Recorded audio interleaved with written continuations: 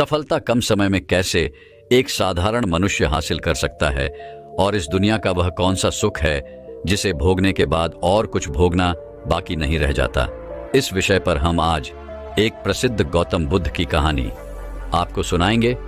तो चलिए कहानी की शुरुआत करते हैं। बहुत समय पहले की बात है। एक नगरी में एक युवक रहा करता था। वह युवक अपनी जिंदगी से बेहद परेशान हो चुका था, हताश हो चुका था, निराश हो चुका था। वह युवक एक राजा के महल में साफ सफाई का काम किया करता था, लेकिन बहुत मेहनत करने के बाद भी उसे जो मेहनताना मिलती थी वह बहुत थोड़ी सी थी। उस पैसों से न तो वह अपने परिवार का गुजर बसर कर पा रहा था, न ही उसके परिवार का कोई खर्चा उन पैसों से चल पा रहा था, जिसकी वजह से उसकी पत्नी भी उसे ताने मारती, उसे तरह तरह की बातें सुनाती। उसके घर वाले भी उसे भला बुरा कहते। वह उन पैसों से न तो अपने जीवन को सुखमय बना पा रहा था और न ही अपने परिवार की किसी भी जरूरतों को पूरा कर पा रहा था। उसके घर वाले हमेशा उससे कहते, तुमसे अच्छा तो पड़ोसी का बेटा है जो बहुत कामयाब है और अच्छे पैसे भी कमाने में सक्षम है। हमारे रिश्तेदारों के लड़के भी कामयाब हो चुके हैं, लेकिन तू एकदम नकारा है। तुझे तो कोई भी फर्क ही नहीं पड़ता। तू तो एकदम नालायक है। तू कुछ कर ही नहीं सकता।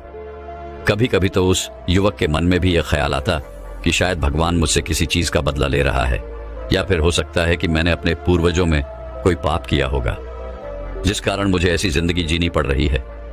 वह इंसानों से, इन बातों से अत्यधिक परेशान हो चुका था। एक दिन राजा के महल में एक गुरु आए थे। उन गुरुवर ने वहां पर प्रवचन दिया। प्रवचन में वह गुरु कहते हैं कि हम मनुष्यों को अपने कर्मों पर ध्यान देना चाहिए। जो व्यक्ति अच्छे काम करता है उसे अपने जीवन में सुख और शांति प्राप्त होती है। वह अपने जीवन में हर सुख शांति को प्राप्त कर पाता है। हमें आलसी नहीं बल्कि मेहनती बनना चाहिए। अपने कार्यों को औरी लगन और मेहनत के साथ करना चाहिए। इससे हमारे जीवन में सुख और शांति बनी रहती है। व्यक्ति ने वह प्रवचन बहुत ही ध्यानपूर्वक सुना और उसमें बताई हुई हर एक बात को अपने जीवन में उतारने लगा। वह उसके बाद से जब भी कोई काम करता तो उसे पूरी लगन और मेहनत के साथ करता, और वह यह भी ध्यान देता कि अपने काम को वह अधिक से अधिक समय देकर उसे पूरा कर सके। वह साफ सफाई पर और अधिक ध्यान देने लगा। यह देखकर राजा बहुत प्रसन्न हुए और उस व्यक्ति की आमदनी बढ़ा दी गई। आमदनी बढ़ने से उसके घर में सुख और शांति आने लगी। कुछ दिनों तक तो सब कुछ ठीक चलता रहा। उसके घर में सुख और शांति बनी रही, लेकिन कुछ ही समय बाद उसके घर में फिर से अशांति छाने लगी। सब कुछ बिगड़ने लगा। वेतन बढ़ने के बाद भी वे पैसे उसके लिए कम पड़ने लगे। परिवार की इच्छाएं, जरूरतें अब बढ़ने लग चुकी थी। अब वह वेतन भी उसे पूरा नहीं हो पा रहा था। जैसे उस युवक की पहली स्थिति थी, कुछ वैसी ही स्थिति में एक बार फिर से वो युवक फंस चुका था। वो एक बार फिर से परेशान हो चुका था। उसे कुछ समझ नहीं आ रहा था।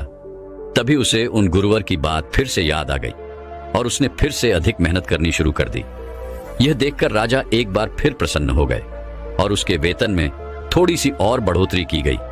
यह देखकर वह युवक अत्यधिक प्रसन्न हुआ। उसके परिवार का हर एक सदस्य भी काफी प्रसन्न हुआ। सब लोग बहुत खुश थे। अपने बच्चे की प्रगति देखकर उस युवक के माँ बाप भी अत्यधिक प्रसन्न थे। उसकी पत्नी भी अब उससे कुछ नहीं कहती, लेकिन समय के साथ अब उनकी इच्छाएं फिर बढ़ने लग गई थी। उनकी जरूरतें फिर बढ़ने लगी, जिस कारण वो बढ़ा हुआ वेतन भी एक बार फिर से उनके लिए कम पड़ने लगा। फिर से वही घर में कलश होने लगे। रोज रोज रोना धोना शुरू हो गया। उसकी तुलना पड़ोसी के रिश्तेदारों और उनके बच्चों से की जाने लगी। वह युवक एक बार फिर से पूरी तरह से निराश हो चुका था। उसे समझ नहीं आ रहा था कि आखिर इतनी मेहनत के बाद भी उसके परिवार में यह कलश क्यों उत्पन्न हो रहा है। आखिर वह जो वेतन कमा रहा है उस वेतन में उसका गुजारा क्यों नहीं हो पा रहा, जिससे वह परेशान होकर उस युवक ने अब दिन रात मेहनत करनी शुरू कर दी।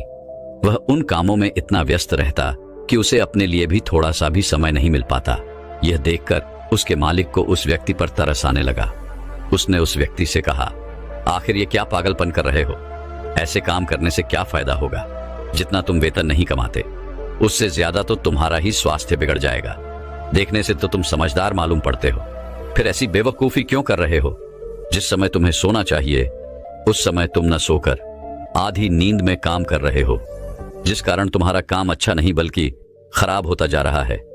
तुम सारे काम बिगड़ रहे हैं, ये लो, अगर तुम्हें पैसों की जरूरत है तो ये कुछ पैसे रखो और वापस अपने घर की ओर लौट जाओ। जाकर आराम करो। जब तुम्हें अच्छा महसूस हो तब तुम काम पर वापस आ जाना। लेकिन इतनी मेहनत के बाद तो व्यक्ति अब काफी बीमार हो चुका था। उसका स्वास्थ्य बिगड़ चुका था। उन पैसों को लेकर वह घर की तरफ वापस आ रहा था। तभी उसे वही गुरुकर मिले जो महल में आकर उपदेश दे रहे थे। वह उन गुरुवर के पास पहुंचा, उन्हें प्रणाम किया और उनसे कहने लगा, है गुरुवर, जैसा कि आपने उपदेश दिया था कि हमें अधिक मेहनत करनी चाहिए, अपने काम को लगन और मेहनत के साथ करना चाहिए, तब घर में सुख और शांति बनी रहेगी। मैंने ठीक वैसा ही किया। मैंने कभी किसी का बुरा नहीं किया। आपने कहा था कि खूब मेहनत करो, ईमानदारी से करो, तो मैंने खूब मेहनत भी की और पूरी ईमानदारी से की। उसका फल मुझे मिला, मेरी उन्नति भी हुई। लेकिन मैंने जहां से शुरुआत की थी आज भी मैं वहीं पर हूं और अत्यधिक मेहनत के कारण आज मेरा स्वास्थ्य बिगड़ चुका है। मैं बीमार हो चुका हूं। अब मुझे नहीं लगता कि मेरी इससे ज्यादा उन्नति हो सकती है। मैं कल जहां खड़ा था मैं आज भी वहीं पर खड़ा हूं। जिस तरह से कल मेरे परिवार की स्थिति थी, आज भी उसी स्थिति में मेरा परिवार अपना गुजर बसर कर रहा है। क्या किसी का भला सोचना, क्या अत्यधिक मेहनत करना, कामों को समय पर पूरा करना, क्या यह सब गलत है? मैंने सब कुछ पूरी लगन और मेहनत के साथ किया है, लेकिन उसके बाद भी न जाने क्यों मेरे घर में हमेशा क्लेश बना रहता है। हर दिन रोना धोना होता है। मैं जहां से शुरू करता हूं आखिर में मैं वहीं पहुंच जाता हूं। आखिर ऐसा क्यों? आखिर हमें यह दुख क्यों झेलना पड़ रहा है? उस युवक की ये सारी बातें सुनकर गुरुवर मुस्कुराते हैं और उस युवक से कहते हैं, बेटा, हम मनुष्यों की यही तकलीफ है कि हम सुखों को छोड़कर दुखों की तरफ अपना ध्यान केंद्रित रखते हैं। आगे वह गुरुवर उस युवक से कहते हैं, बेटा, क्या तुम्हारे माँ बाप हैं? इस पर वह युवक कहता है, हाँ, मेरे माँ बाप हैं। आगे गुरुवर कहते हैं, क्या तुम्हारी पत्नी और बच्चे भी हैं? इसका जवाब देते हुए वह युवक कहता है, हाँ गुरुवर, मेरी पत्नी और 2 बच्चे भी हैं। आगे वह गुरुवर उस युवक से एक बार फिर कहते हैं, क्या तुम 2 वक्त के खाने का इंतजाम नहीं कर पाते? क्या तुम्हारे पास रहने के लिए घर नहीं है? इस पर वह युवक कहता है गुरुवर, मैं अपने परिवार के लिए 2 वक्त की रोटियों का इंतजाम तो कर ही लेता हूं और हमारे पास रहने के लिए एक छोटा सा मकान भी है जिसमें हम सुखी सुखी रह भी सकते हैं। तब गुरुवर ने उस युवक से कहा, बेटा, तुम्हारे पास वो सब कुछ है जो तुम्हारे पास होना चाहिए था। किसी के पास तो रहने के लिए घर तक नहीं होता, माँ बाप नहीं होते, परिवार नहीं होता, बच्चे नहीं होते, और तो और कोई अपने लिए 2 वक्त की रोटियों का इंतजाम तक नहीं कर पाता। पर तुम्हारे पास तो घर है, परिवार है, माँ बाप है और खाने के लिए 2 वक्त की रोटियां भी हैं। तो क्या तुम्हारा दुख उनसे बड़ा है? यदि मेरी नजरों में देखोगे तो तुम बहुत सुखी हो। तुम्हारे पास वह सब कुछ है। यह बात सुनकर वह युवक उन गुरुवर से कहता है महाराज, तो अब मुझे क्या करना चाहिए? क्या मुझे अब आगे मेहनत नहीं करनी चाहिए? क्या मुझे अपनी कामनाओं को, अपनी इच्छाओं को यहीं पर त्याग देना चाहिए? क्या मुझे आगे बढ़ने का कोई हक नहीं? क्या मुझे अपने परिवार की जरूरतों पर ध्यान नहीं देना चाहिए? केवल यह सोचकर कि कुछ लोगों के पास यह सब नहीं है, तो क्या मैं अपनी भी इन इच्छाओं को त्याग दूं और यह सोचकर खुश हो जाऊं कि उनके पास वह सब नहीं है? तभी गुरुवर उस युवक से कहते हैं, बेटा, मेरे कहने का अर्थ यह नहीं है। मैं तो बस इतना कहना चाहता हूं कि तुम उन्नति करो और साथ में लोगों की उन्नति भी कराओ। परिवार की उन्नति करो, क्योंकि उन्नति आवश्यक है, लेकिन दुखी होकर उन्नति नहीं होती। उन चीजों का आनंद लो जो तुम्हारे पास है, उनका सुख भोगो, उन्हें पहचानो और खुश रहो। क्योंकि यदि तुम दुखी होकर उन्नति करना चाहोगे तो तुम कभी भी उन्नति नहीं कर पाओगे। वहीं पर यदि तुम खुश होकर, सुखी होकर आगे बढ़ना चाहोगे तो तुम अवश्य ही उन्नति कर सकोगे। इस पर वह युवक उन गुरुवर से कहता है महाराज, आप सही कह रहे हैं, लेकिन मैं जितनी मेहनत कर रहा हूं, यदि मैंने उससे और अधिक मेहनत की तो शायद मेरा शरीर ही मेरा साथ ना दे। उससे अधिक मैं नहीं कर सकता। मैंने अपने सभी कार्यों को पूरी लगन और मेहनत के साथ किया है, लेकिन अब इससे ज्यादा कार्य मुझसे नहीं होते। तभी वह गुरुवर उस युवक का हाथ पकड़कर उसे एक रास्ते पर ले आते हैं और वह रास्ता राजा के महल तक जाता था। उन गुरुवर ने उस युवक को रास्ते के बीचों बीच खड़ा कर दिया और उसके इर्द गिर्द एक घेरा बना दिया और उसी युवक से कहने लगे, तुम्हें पूरी मेहनत करनी है, पूरी लगन के साथ तुम्हें 1 घंटे के अंदर राजा के महल तक पहुंचना है। लेकिन याद रहे कि यह घेरा नहीं टूटना चाहिए। तुम्हें अपनी मेहनत के साथ 1 घंटे के अंदर राजा के महल तक पहुंचना होगा। यह देखकर वह युवक जोर से हंस पड़ा और उन गुरुवर से कहता है, महाराज, ये भला कैसे संभव है? इस घेरे में रहकर मैं चाहे कितनी भी मेहनत कर लूं, चाहे कितने भी प्रयत्न कर लूं, लेकिन मैं 1 घंटे के अंदर वहां नहीं पहुंच सकता। यदि मुझे राजा के महल तक जाना है तो मुझे इस घेरे को तोड़ना ही होगा और उसे लांघ कर ही मैं आगे बढ़ सकता हूं और राजा के महल तक पहुंच सकता हूं। यह बात सुनकर वह गुरुवर उस युवक से कहते हैं, अगर यही बात है तो ठीक है, मैं तुम्हें आज्ञा देता हूं।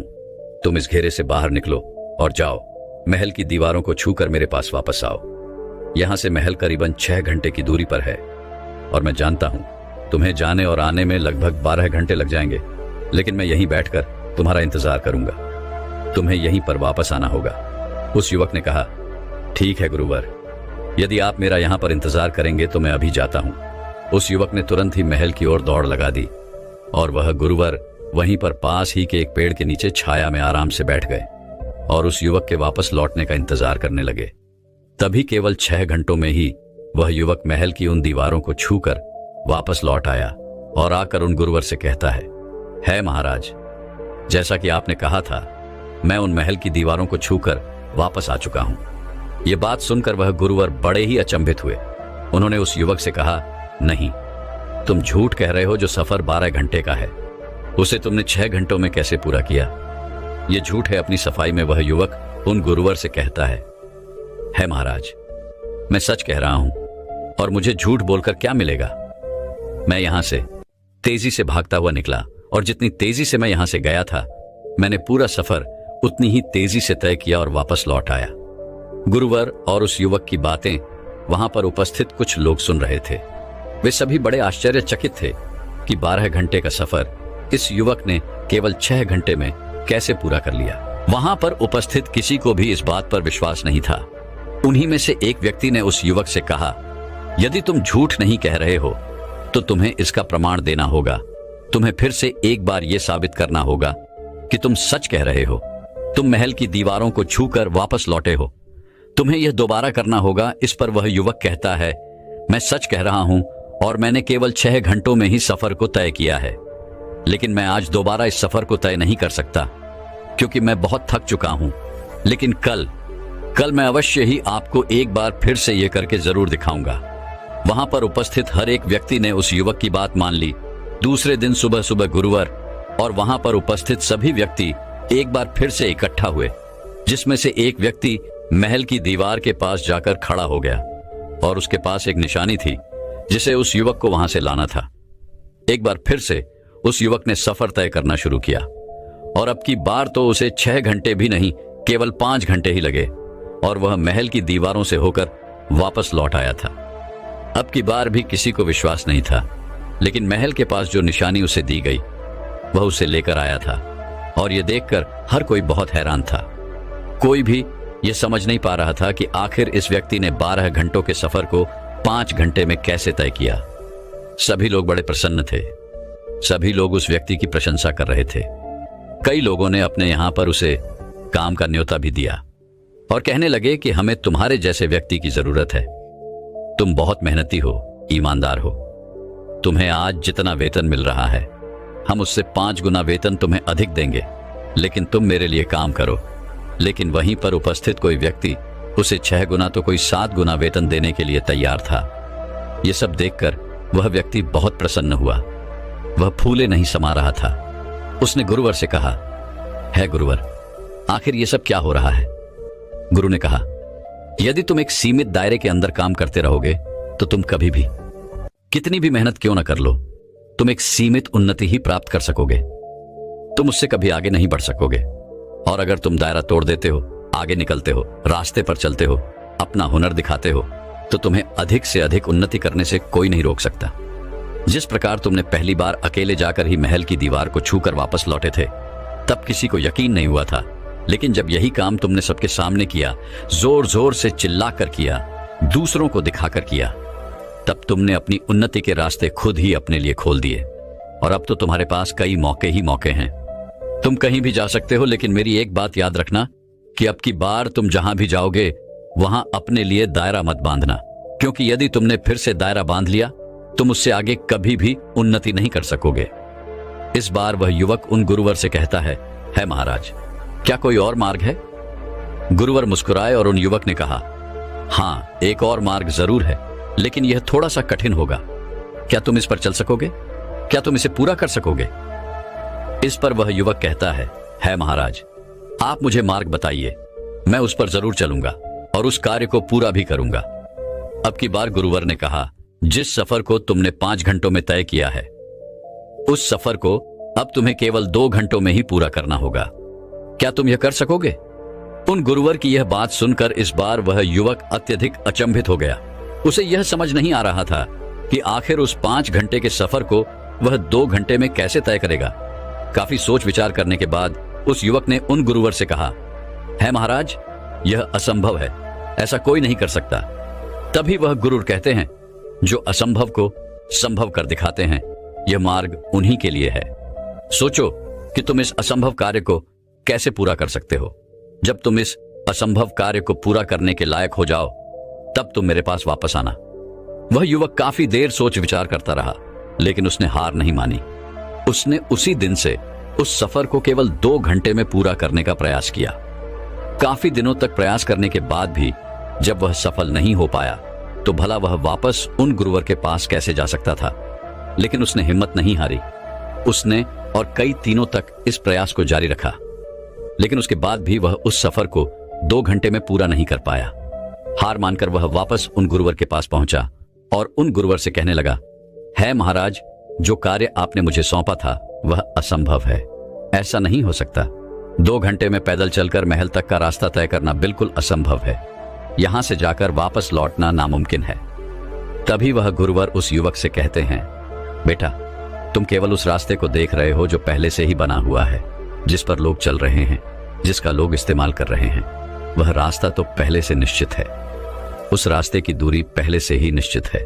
उस रास्ते पर तुम कितना भी प्रयास क्यों न कर लो, तुम कभी भी उस सफर को 2 घंटे में पूरा नहीं कर सकोगे। यदि तुम्हें इस रास्ते को केवल 2 घंटे में ही तय करना है, तो तुम्हें अपना रास्ता खुद बनाना होगा। तुम्हें खुद उसकी दूरी तय करनी होगी। दूसरों के रास्ते पर ना चलकर अपने लिए खुद रास्ता बनाओ। जो भी कठिनाइयां सामने आए, उन कठिनाइयों का सामना करो। लेकिन मेरी एक बात याद रखना, जब तुम इस रास्ते पर चलोगे तो तुम्हें अपनी उम्मीदों के टूटने का डर लगेगा, सब कुछ खो जाने का डर लगेगा, यहां तक कि अपनी जान भी जाने का डर तुम्हें महसूस होगा। और अपने रास्ते में तुम्हें असफलताओं का भी डर अवश्य लगेगा। लोग तुम्हें मूर्ख कहेंगे, पागल कहेंगे, बेवकूफ समझेंगे, तुम्हारी हंसी उड़ाएंगे, तुम्हारे रास्ते में तरह तरह की मुश्किलें पैदा करेंगे, यहां तक कि तुम्हारे रिश्तेदार भी तुम्हारा साथ छोड़ देंगे। इस रास्ते पर चलकर तुम पूरी तरह से अकेले पड़ जाओगे। क्या तुम यह सब झेल सकोगे? क्या तुम इन सब चीजों को बर्दाश्त कर सकोगे?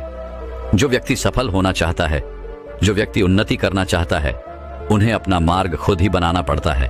और उनके रास्ते में ऐसी कई सारी अड़चनें आती और चली जाती हैं, लेकिन वे कामयाबी के जुनून में इस तरह से डूबे रहते हैं कि अपनी मंजिल को वो कभी नहीं छोड़ते और वह अपना रास्ता धीरे धीरे तय करते ही चले जाते हैं। और जब वह कामयाब हो जाते हैं तो लोग भी उनके पीछे उनका गुणगान करते हुए चले आते हैं। यह सुनकर वह युवक उन गुरुवर को प्रणाम करता है और उनसे कहता है महाराज, जैसा आपने मुझे कहा है एक नया मार्ग बनाना, अब से मैं अपने मार्ग पर चलूंगा और 12 घंटे के सफर को केवल 2 घंटे में मैं पूरा करके ही दिखाऊंगा। इतना कहकर वह युवक उन गुरुवर को प्रणाम करके वहां से चला गया। वहां से जाने के बाद उस युवक ने उस स्थान के हर एक जगह का मुआयना किया, समझा, उसे परखा और फिर यह तय किया कि वह अपना अलग मार्ग बनाएगा। तभी उसे एक रास्ता दिखाई दिया। वह रास्ता जंगल से होकर गुजरता था। जंगल में कई खतरनाक जानवर थे, कई तरह का खतरा था, जान भी जा सकती थी। और जब यह बातें उसने अपने घर वालों को बताई तो उन्होंने उसे मूर्ख समझा, बेवकूफ समझा, उसका मजाक उड़ाया, उसका उपहास किया और वे ये कहने लगे कि यदि तुझे यही कार्य करना है तो तू अभी के अभी मेरे घर से निकल जा। लेकिन वह व्यक्ति नहीं माना। उसने जंगल के रास्ते को साफ करना शुरू कर दिया। गुरुवर की नजर उस युवक पर बनी हुई थी। वह गुरुवर उस युवक का ध्यान दूर से ही रख रहे थे। जो कि उस युवक को यह रास्ता बनाते हुए देखता, वह उसे मूर्ख और पागल ही समझता, क्योंकि कोई भी व्यक्ति अपनी जान के पीछे क्यों पड़ा रहेगा। इस जंगल में कई खूंखार जानवर थे। सब यही सोच रहे थे कि आखिर यह मार्ग किसके लिए बना रहा है, पर उस युवक ने किसी की बात नहीं सुनी। धीरे धीरे समय बीतता गया। समय के साथ उस युवक का निश्चय भी दृढ़ होता गया और लगभग 6 महीने के बाद उसने वह रास्ता तैयार कर लिया। एक रात जब वह काम कर रहा था तो उसे सांप ने काट लिया। वह लगभग मृत्यु के करीब पहुंच चुका था, लेकिन उसे किस तरह से बचा लिया गया। और ऐसे ही करके उस पूरे समय में उसका सामना कई खूंखार जानवरों से भी हुआ, कई तरह के कीड़े मकोड़ों से भी हुआ, लेकिन वे उनको छोड़कर अपने मार्ग पर अड़ा रहा। और उसने अपने मार्ग को कुछ इस तरह से बनाया था कि आने वाले लोगों को जंगली जानवरों से खतरा कम हो सके। उसके इस कार्य की चर्चा पूरे नगर में होने लगी। राजा तक भी ये बात पहुंच चुकी थी। अब राजा भी उस पर नजर रखे हुए थे, लेकिन तकरीबन 6 महीनों के अंदर उसने इस रास्ते को तैयार कर लिया और आखिरकार वह वापस अपने गुरुवर के पास पहुंचा और उनसे कहने लगा, है गुरुवर, जैसा कि आपने कहा था, मैंने अपने लिए एक नया मार्ग बनाया है और इस मार्ग से हम महल तक केवल 1 घंटे में ही पहुंच सकते हैं। यह सुनकर वह गुरुवर अत्यधिक प्रसन्न हुए और यह बात राजा तक भी पहुंच गई। राजा ने भी इस मार्ग का निरीक्षण किया और उन्होंने भी पाया कि यहां से महल की दूरी केवल 1 घंटे में ही तय की जा सकती है। यह देखकर राजा अत्यधिक प्रसन्न हुए। राजा ने उस युवक को दरबार में बुलाया और उससे कहा, तुम्हारे अंदर तो बहुत बड़ा हुनर है, तुमने बहुत अच्छे तरीके से इस मार्ग को तैयार किया है और वह भी अकेले। मैंने और मेरे मंत्रियों ने कई बार इस रास्ते को छोटा बनाने की कोशिश की थी, लेकिन हर बार कुछ न कुछ समस्या, कुछ न कुछ अड़चन अवश्य खड़ी हो जाती। लेकिन तुमने तो इस कार्य को कर दिखाया। इसके लिए तुम जो चाहो वह इनाम हम तुम्हें देने के लिए तैयार हैं और इस राज दरबार में एक मुखिया का पद भी तुम्हें अवश्य दिया जाएगा। अब वह युवक इतना सम्मान पाकर अत्यधिक प्रसन्न हुआ और जो उससे नाराज थे, जो लोग उसे मूर्ख कह रहे थे, जो लोग उसका उपहास कर रहे थे, जो रिश्तेदार, जो परिवार उसका साथ छोड़ चुके थे, वे लोग उसके सामने नतमस्तक हो गए। वह गुरुवर के पास पहुंचा और उसने कहा, है गुरुदेव, आज मैं जो कुछ भी हूं, आज मैंने जो कुछ भी पाया है, ये सब आप ही के मार्गदर्शन के कारण हुआ है। इसके लिए मैं आपका आभारी हूं। है गुरुवर, आपका बहुत बहुत धन्यवाद। दोस्तों, हम भी अपने जीवन में अपनी क्षमताओं को बांध देते हैं। एक ऐसे घेरे में हम अपने आप को रखते हैं जिसे तोड़कर निकलना हमारे लिए बहुत मुश्किल हो जाता है और हम उससे कभी निकलना भी नहीं चाहते। जब भी हम कुछ बड़ा सोचते हैं, कुछ बड़ा करने की कोशिश करते हैं, तो हमें कठिनाई महसूस होती है, हमें डर लगता है। हम हमेशा दूसरों के पीछे चलना पसंद करते हैं, जीवन में सुगमता और आसानी ढूंढते हैं। चुनौतियां लेने से हमें डर लगता है, लेकिन वास्तविकता तो यही है कि यही चुनौतियां, यही डर, यह मुसीबतें, यह कठिनाइयां, यह परिस्थितियां ही हैं जो हमें मजबूत बनाती हैं। आने वाले समय के लिए यह हमें रास्ता दिखाती है और यही हमें एक एक करके अपने मंजिल तक पहुंचाती है। इसके बिना हम मंजिल तक कभी नहीं पहुंच सकते, क्योंकि जब तक हम असफलता नहीं देखते तब तक हम सफल होने का प्रयास भी नहीं करते। आखिर जिंदगी में असली सुखी कौन सा व्यक्ति है, इस विषय पर अगली गौतम बुद्ध की बेहद ही प्रसिद्ध कहानी की शुरुआत करते हैं। हम हमेशा उन चीजों के पीछे भागते रहते हैं जो हमारे पास नहीं है। हम भविष्य में उन्हें पाने के लिए लगातार प्रयास करते रहते हैं, लेकिन हम यह भूल जाते हैं कि जिस चीज को पाने का हम प्रयास कर रहे हैं, उसके कारण हमारा वर्तमान दुखी हो रहा है। हमारे वर्तमान की सारी खुशियां हमसे छिन रही हैं। इस कहानी में आप यह समझ पाएंगे कि किस प्रकार आपका जो वर्तमान है वही सर्वश्रेष्ठ समय है। इस समय को आपको भरपूर ढंग से जीना चाहिए, क्योंकि यह समय जो आज आपके पास है वह दोबारा नहीं लौटने वाला। बहुत समय पहले की बात है। एक नगर में एक बहुत ही गरीब व्यक्ति रहता था। वह जब भी किसी धनी व्यक्ति को देखता तो वह मन ही मन बड़बड़ाने लगता और कहता, हे भगवान, तूने मुझे इतना गरीब क्यों बनाया? इन अमीर व्यक्तियों को देख, ये लोग कैसे ढंग से खेल रहे हैं, जीवन का आनंद ले रहे हैं, और एक मैं हूं जो हर रोज एक एक पैसे के लिए तरस जाता हूं। मेरे पास तो फूटी कौड़ी तक नहीं है और ये लोग पैसे उड़ा रहे हैं। हे भगवान, मुझे भी अमीर बना दे। एक दिन वह व्यक्ति इसी तरह बड़बड़ा रहा था। तभी उसके पास से एक बौद्ध भिक्षु गुजर रहे थे। उन भिक्षु ने उस गरीब व्यक्ति की सारी बातें सुन ली और तभी वह बौद्ध भिक्षु उस व्यक्ति से कहते हैं, क्या बात है भंते, तुम इतने परेशान क्यों हो? तुम इतने दुखी क्यों लग रहे हो? क्या कोई पीड़ा है? तभी वह व्यक्ति कहता है, हे गुरुदेव, मैं बहुत दुखी हूं, मैं बहुत गरीब हूं।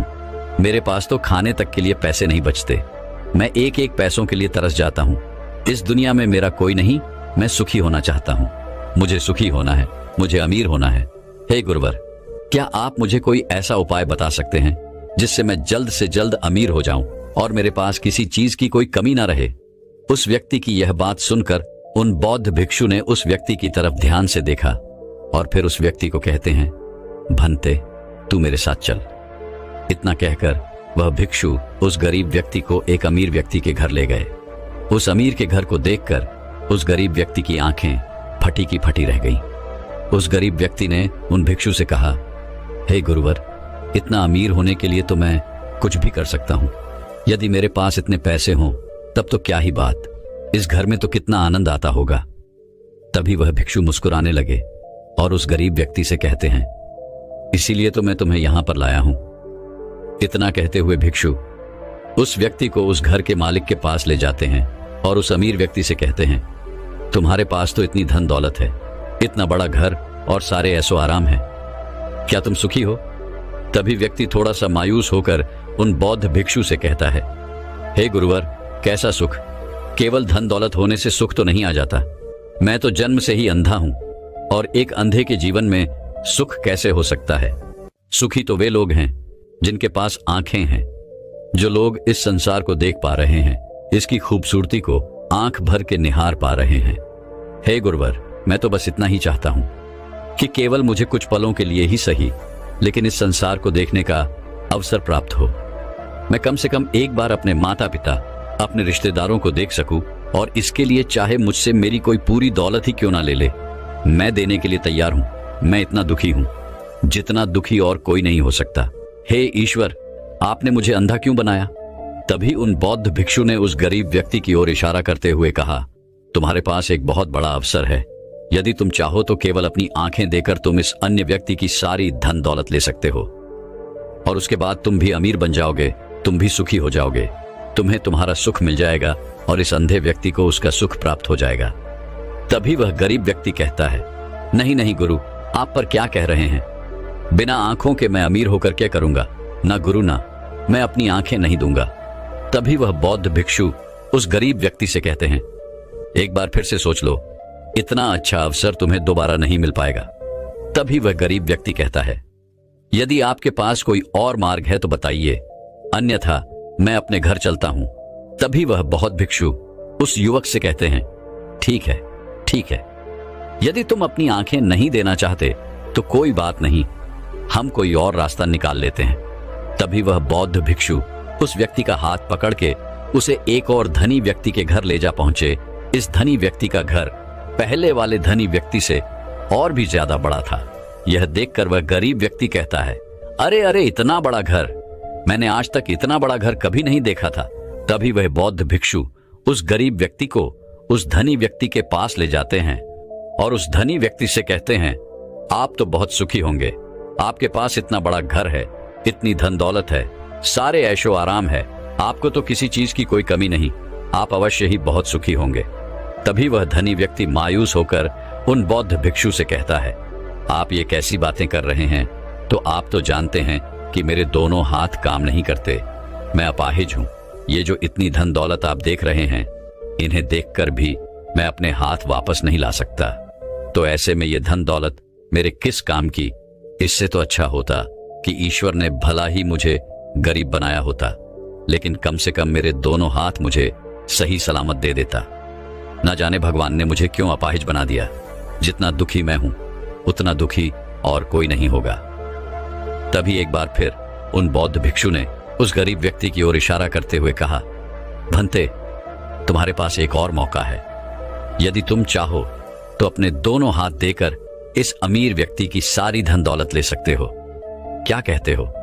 क्या तुम तैयार हो? और अब की बार तो तुम्हें आंखें भी नहीं देनी पड़ेगी, तुम्हारी आंखें तुम्हारे साथ ही रहेंगी। तभी वह गरीब व्यक्ति उन बौद्ध भिक्षु से कहता है, अरे महाराज, आप ये क्या कह रहे हैं? एक अपाहिज होकर मैं इस धन दौलत का क्या करूंगा? क्या आपके पास कोई ऐसा अमीर व्यक्ति नहीं है जिसका पूरा शरीर भी स्वस्थ हो और उसके पास बेशुमार धन दौलत भी हो? तभी वह बौद्ध भिक्षु उस व्यक्ति का हाथ पकड़ के उसे तीसरे अमीर व्यक्ति के पास ले जाते हैं। उस अमीर व्यक्ति के पास उसका अपना महल था। यह देखकर वह गरीब व्यक्ति उन बौद्ध भिक्षु से कहता है, हे गुरुवर, यह तो अवश्य ही बहुत सुखी होगा। इसके पास तो इतना बड़ा महल है, इसके पास तो इतनी सारी धन दौलत है, ये अवश्य ही बहुत खुश रहते होंगे, इनका जीवन तो आनंद में होगा। तभी वह बौद्ध भिक्षु उस गरीब व्यक्ति को उस धनी व्यक्ति के पास ले जाते हैं और फिर उस धनी व्यक्ति से कहते हैं, आप तो अवश्य ही खुश रहते होंगे, क्योंकि आपके पास इतना बड़ा महल है, इतनी सारी धन दौलत है, आपके पास तो सारी सुख सुविधाएं भी हैं, आपका जीवन तो आनंद में बीतता होगा। इसके जवाब में वह अमीर व्यक्ति कहता है, हे गुरुवर, कैसा आनंद, मुझ जैसा दुखी इस दुनिया में और कोई नहीं होगा। मैं आज बहुत पीड़ा में हूं। मेरी पत्नी ने मुझे धोखा दे दिया, वह किसी और से प्रेम करती है जो मुझसे भी अमीर है। आज मुझे समझ में आया कि यह धन दौलत कभी किसी को सुख दुख नहीं दे सकती, और जब मन में पीड़ा हो, दुख हो, तो यह धन दौलत किस काम की। मुझसे सुखी तो वह गरीब इंसान होगा जिसकी पत्नी कम से कम उसके साथ तो है, वो उसके साथ वफादार तो है। आज मैंने तय कर लिया है कि मैं अपनी पत्नी और उसके प्रेमी की हत्या कर दूंगा। यह सुनकर वह भिक्षु उस अमीर व्यक्ति से कहते हैं, इससे पहले कि तुम इतना बड़ा कदम उठाओ, कम से कम मुझे भोजन तो करवा दो। जाओ और भोजन की व्यवस्था करो और साथ में कुछ कांच के टुकड़े भी ले आना। वह धनी व्यक्ति सभी साधु संतों का बहुत आदर करता था, इसलिए वह उन बौद्ध भिक्षुओं की बात मान जाता है। लेकिन वह यह नहीं समझ पाता कि आखिर उन बौद्ध भिक्षु ने खाने के साथ कांच के टुकड़े क्यों मंगवाए हैं। लेकिन जैसा कि उन बौद्ध भिक्षु ने कहा था, वह अमीर व्यक्ति उसी प्रकार खाने की व्यवस्था कर देता है। वह भोजन के साथ कुछ कांच के टुकड़े लेकर उन बौद्ध भिक्षु के पास पहुंचता है। तभी वह बौद्ध भिक्षु, वह गरीब व्यक्ति और वह धनी व्यक्ति तीनों एक साथ भोजन करने बैठते हैं, और उसी समय बौद्ध भिक्षु कुछ कांच के टुकड़े उठाकर उस अमीर व्यक्ति के भोजन में मिला देते हैं और कहते हैं, लो, अब तुम इसे खा सकते हो। यदि वह अमीर व्यक्ति थोड़ा सा अचंभे में पड़ गया और उन बौद्ध भिक्षु से कहता है, हे गुरुवर, आप यह क्या कह रहे हैं? इस खाने में तो कांच के टुकड़े आपने डाले हैं और इस भोजन को मैं कैसे खा सकता हूं? यदि यह भोजन मैं करूंगा तो इससे मुझे बहुत पीड़ा होगी और हो सकता है कि मेरी मृत्यु भी हो जाए। तभी वह भिक्षु मुस्कुराने लगे और उस अमीर व्यक्ति से कहते हैं, तुम्हें यह बात तो समझ में आ गई, लेकिन तुम्हें यह बात नहीं समझ में आती कि अगर इस भोजन को खाना है तो इस भोजन के कांच के टुकड़ों को तुम्हें निकालकर अलग करना ही होगा। तभी यह भोजन तुम्हारे खाने योग्य बनेगा और तब यह भोजन तुम्हें कोई पीड़ा नहीं देने वाला, बल्कि तुम्हें सुख ही प्रदान करेगा। इस पर वह अमीर व्यक्ति थोड़ा अचरज में उन बौद्ध भिक्षु से कहता है, हे गुरुवर, आखिर आप क्या कहना चाहते हैं? तभी वह बौद्ध भिक्षु उस अमीर व्यक्ति से कहते हैं, ऐसे लोग जो कांच के टुकड़े के समान है, यदि तुम उनके साथ चिपके रहोगे तो तुम्हें पीड़ा तो अवश्य ही होगी। जिस प्रकार ये कांच के टुकड़े मिला हुआ भोजन तुम्हें पीड़ा प्रदान करेगा, इसलिए इसका समाधान तो यही है कि तुम इन कांच के टुकड़ों को भोजन से अलग कर दो और जो है उस पर ध्यान दो, अर्थात कि तुम उन लोगों को भूल जाओ जो तुम्हारे जीवन में नहीं है और उन लोगों पर ध्यान दो जो इस समय तुम्हारे साथ हैं। जैसे कि तुम्हारी पुत्री, वह भी तो तुम्हारे प्यार की भूखी है। क्या तुम्हारा यह कर्तव्य नहीं है कि तुम उसका ख्याल रखो, उसकी परवरिश करो? आगे भिक्षु उस अमीर व्यक्ति से कहते हैं, सुख तो तुम्हारे पास ही है, बस इन कांच के टुकड़ों को अर्थात अपनी पत्नी और उसके प्रेमी की हत्या करने का यह विचार अपने मन से निकाल दो, अन्यथा यह कांच के टुकड़ों से मिला हुआ भोजन करने के समान ही होगा और इसका परिणाम भी बहुत भयानक होगा। वह भिक्षु इतना कहकर शांत हो गए और उस अमीर व्यक्ति को भी उन भिक्षु की बात समझ में आ गई। उन्होंने तुरंत ही उन बौद्ध भिक्षु के चरण पकड़ लिए और वह अमीर व्यक्ति कहने लगा, हे गुरुवर, आपने मुझे इतना बड़ा पाप करने से बचा लिया, मैं आपका बहुत बहुत आभारी हूं। उसके बाद वह बौद्ध भिक्षु उस गरीब व्यक्ति को लेकर आगे की ओर निकल पड़े। तभी रास्ते में वह गरीब व्यक्ति उन बौद्ध दृश्य से कहता है, हे अकबर, क्या इस दुनिया में ऐसा कोई नहीं है जो सुखी हो? तभी वह बौद्ध भिक्षु उस गरीब व्यक्ति से कहते हैं, बनते आखिर तुम सुखी क्यों नहीं हो? इस पर वह गरीब व्यक्ति कुछ देर के लिए सोच विचार में पड़ गया, लेकिन उसके पास कोई जवाब नहीं था। तभी वह बहुत रीचो उस गरीब व्यक्ति से कहते हैं, क्योंकि तुम्हें वह चाहिए जो तुम्हारे पास नहीं है। तुम्हारे पास धन नहीं है और तुम्हें धन चाहिए। तुम अमीर होना चाहते हो। तुम्हें लगता है कि वह तुम्हें सुख देगा, लेकिन तुम इस वास्तविकता को भी भूल रहे हो कि बाद में तुम्हें दुख भी देगा। जैसे कि जब हम पहले एक अमीर व्यक्ति के पास पहुंचे थे तो उसके पास आंखें नहीं थीं। उसके पास जो नहीं था वह उसके लिए तड़प रहा था, जबकि उसके पास तो बेशुमार धन दौलत थी और उसका पूरा शरीर भी पूरी तरह से स्वस्थ था, लेकिन उसका ध्यान उस पर नहीं था। वह उसे छोड़कर उन चीजों के पीछे भाग रहा था जो उसके पास नहीं थी। इसी तरह से दूसरे अमीर व्यक्ति के पास आंखें थी, धन दौलत भी थी, लेकिन हाथ नहीं थे। इसी प्रकार जो चीज उसके पास थी वह उसका आनंद नहीं ले रहा था, बल्कि वह तो इस दुख में था कि उसके पास उसके हाथ नहीं है। और ठीक इसी प्रकार से तीसरा अमीर व्यक्ति वह भी दुखी था, क्योंकि उसके पास तो धन दौलत भी थी, ऐशो आराम भी था, और उसके पास तो उसका पूरा शरीर भी था। वह पूरी तरह से स्वस्थ और तंदुरुस्त भी था, लेकिन फिर भी वह इस पीड़ा में था क्योंकि उसे उसकी पत्नी ने धोखा दे दिया था, जो उसकी कभी हो ही नहीं सकती थी। जो स्त्री केवल धन के लिए किसी और के साथ भाग जाए, क्या वह उसका साथ कभी दे सकती थी? नहीं। लेकिन उस अमीर व्यक्ति के पास जो उसका था, अर्थात उसकी पुत्री, वो उसके बारे में सोच ही नहीं रहा था आगे। वह भिक्षु उस गरीब व्यक्ति से कहते हैं, अमीर गरीब होने से दुख और सुख का कोई मतलब नहीं होता। अमीर हो या गरीब, हमारे दुखी होने का एकमात्र कारण यही होता है कि हम हमेशा उन चीजों के पीछे भागते रहते हैं जो हमारे पास है ही नहीं, और जो वर्तमान में हमारे पास हैं हम उस पर ध्यान ही नहीं देते और ना ही उसका आनंद ले पाते हैं। हम तो केवल भविष्य में घूमते रहते हैं, भूतकाल में अटके रह जाते हैं, और ये सारी गलतियां हम वर्तमान की जमीन पर खड़े होकर करते हैं।